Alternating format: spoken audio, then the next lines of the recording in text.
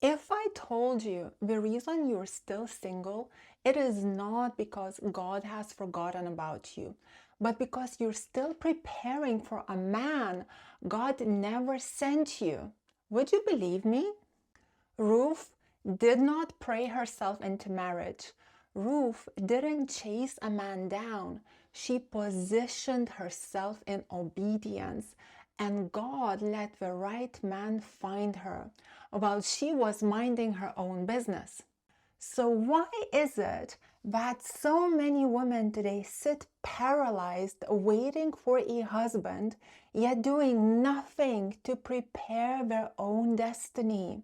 You are about to discover how Ruth prepared for Boaz without even knowing it, and how you can stop wasting your season and step into the relationship God truly has for you.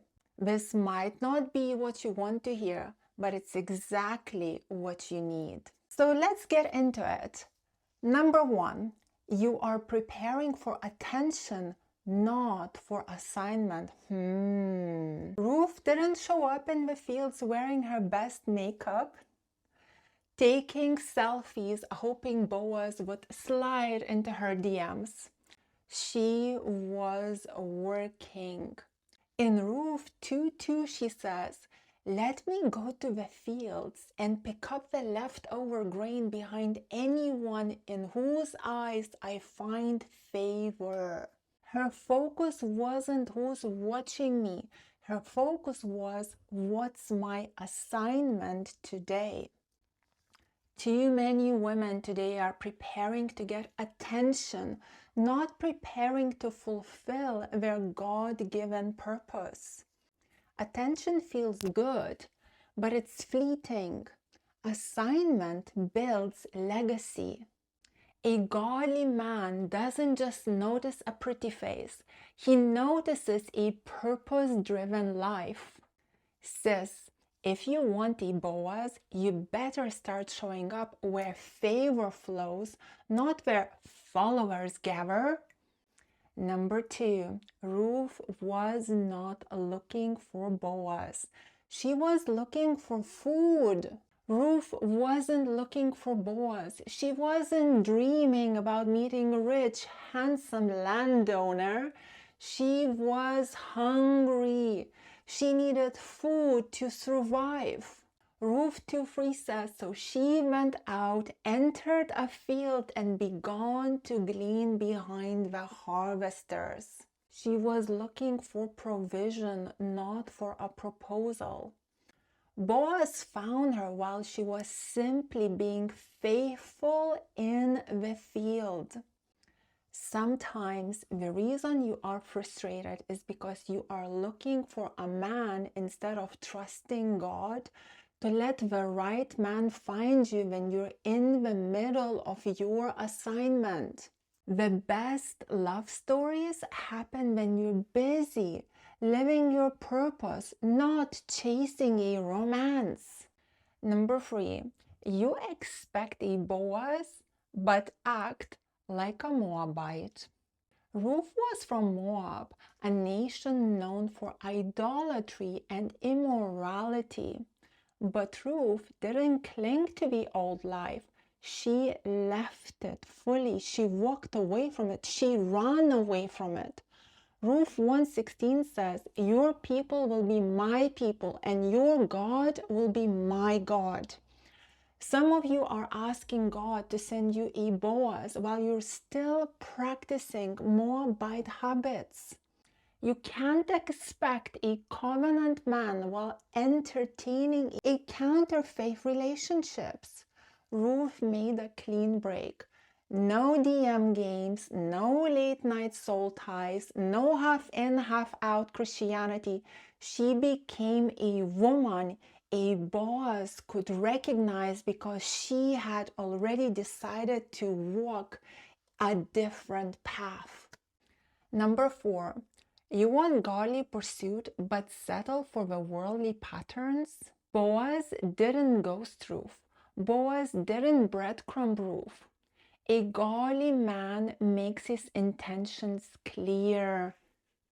In Ruth 2:8-9 says, Boaz immediately provides protection and provision.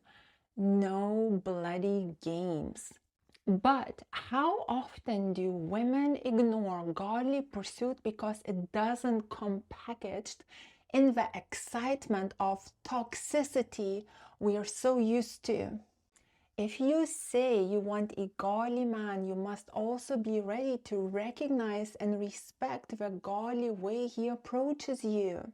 Stop falling for chemistry and start honoring character. Number 5. You are more focused on being chosen than being called.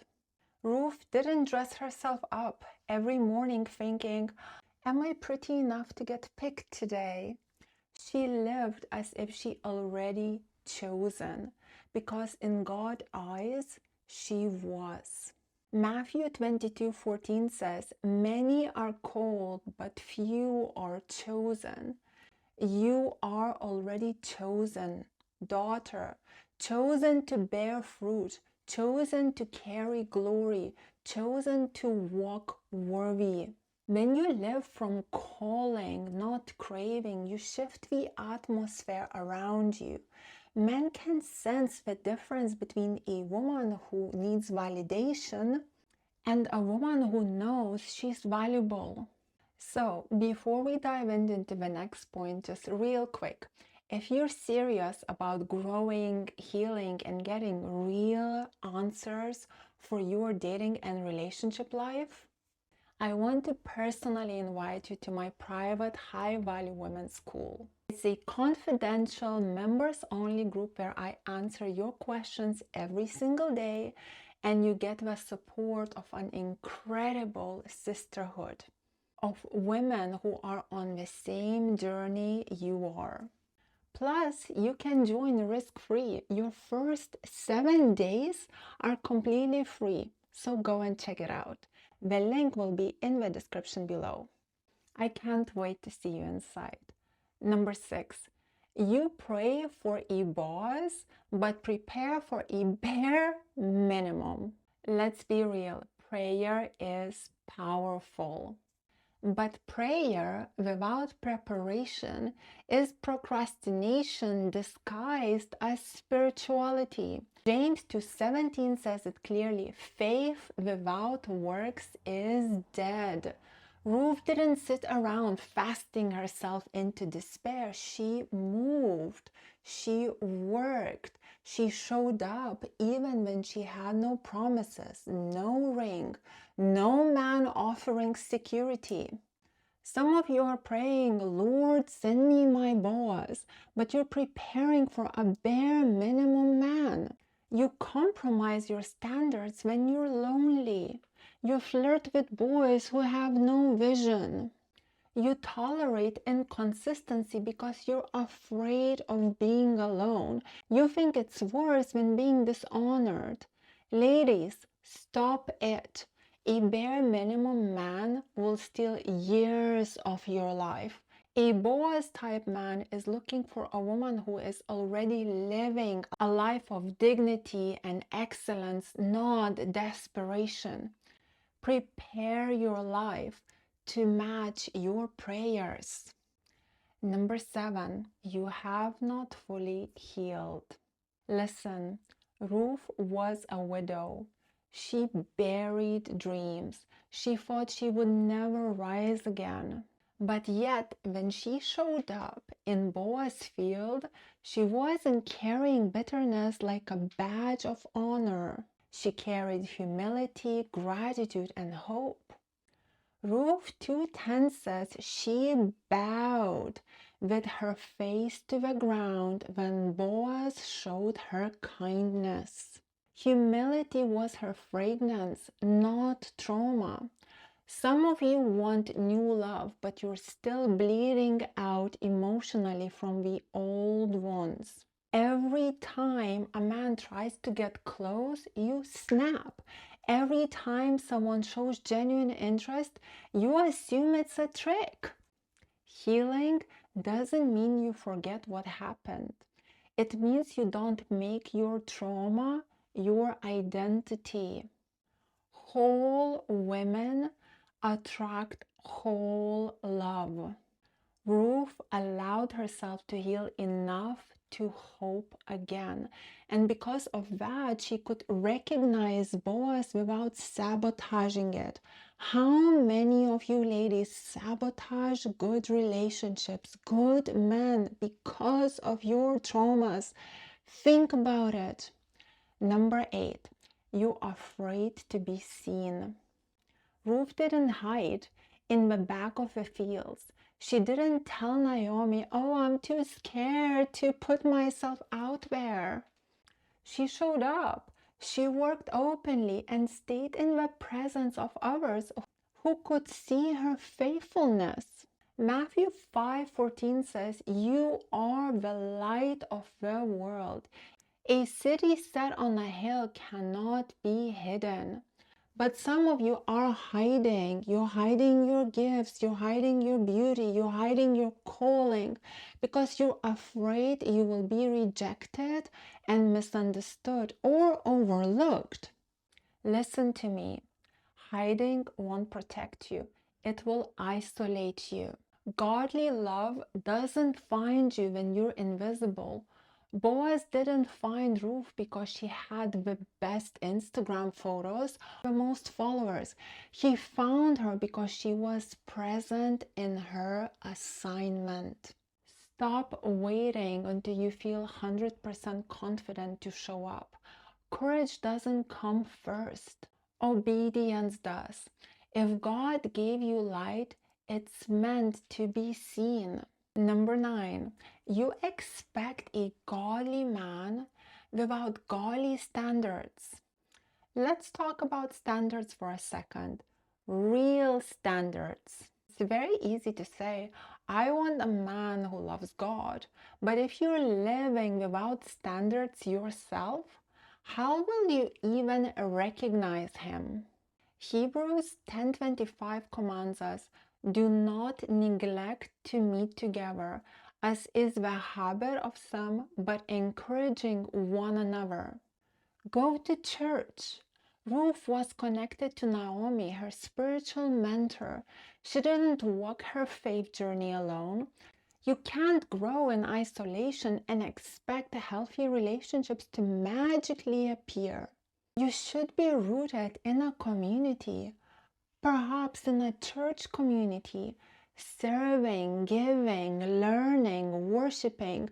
These things cultivate your spirit and your discernment. If you expect a man who honors God, honor God first. Ruth didn't just hope for favor, she lived in a way that positioned her to receive favor. Your standards won't scare the right man away. They will help filter the wrong ones. Number 10, you want the harvest, but you fear the field. Everyone loves the ending of Ruth's story. Married, restored, blessed. But very few are willing to live in the middle of her story. Ruth 2:7 describes how hard she worked. She has been working steadily from morning till now, except for a short rest. Ruth was not afraid of the field, the dirt, the sweat, the uncertainty, the loneliness. Some of you want the wedding but run from the waiting. You want the crown but avoid the cross. You want the harvest but refuse the field. God's promises often come dressed in work clothes, and Ruth endured the process. That's why she reaped the promise. Sis, stop despising your field. Your field is where God is preparing you for favor. If you want a godly marriage, you must first become the godly woman who lives in purpose, not desperation. God is not holding out on you. He is preparing you. Now the question is, will you prepare yourself? If you have been listening and you know it's time to stop settling, to heal, to prepare, and to position yourself for the kind of love you truly deserve, I want to walk alongside you. My name is Greta Bereisaite. I'm dating and relationship coach for women. And I should mention that for all women, not just for Christian women. Whether you're starting over, navigating a breakup, or building towards marriage, I help women from all walks of life with practical, customized strategies to transform their dating and relationship life for good. You're ready to do the inner work and attract the right man, not just any man. You can book a private one-on-one coaching session with me. The link is right there in the description below. Spots are limited because I work closely with each client, so don't wait. Let's build the future you have been praying for. Lots of love, ladies. God bless. Share, like it, and let me know in the comments below what you think. And subscribe.